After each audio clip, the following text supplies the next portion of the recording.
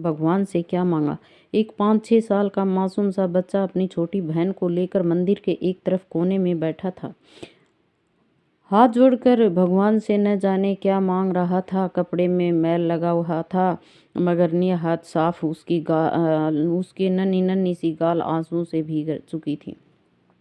वह लोग उसकी तरफ आकर्षित थे और वह बिल्कुल अनजान अपने भगवान से बातों में लगा हुआ था।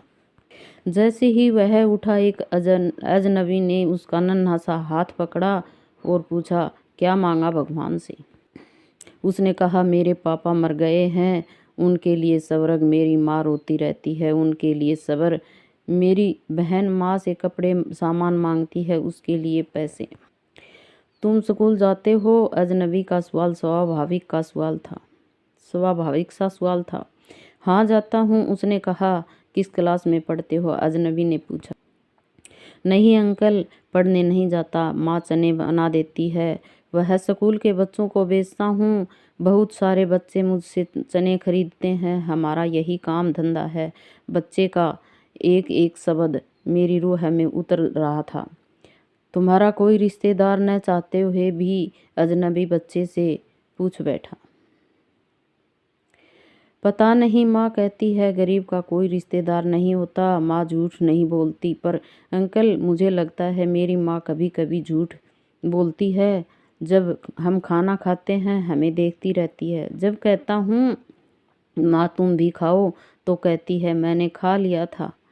उस समय लगता है झूठ बोलती है। बेटा, अगर तुम्हारे घर का खर्च मिल जाए तो पढ़ाई करोगे? बिल्कुल नहीं। पढ़ाई करने वाले गरीबों से नफरत करते हैं अंकल। हमें किसी पढ़े हुए ने कभी नहीं पूछा। पास से गुजर जाते हैं। अजनबी हैरान भी था और शर्मिंदा भी। फिर उसने कहा, हर दिन इसी मंदिर में आता हूँ, कभी किसी ने नहीं पूछा।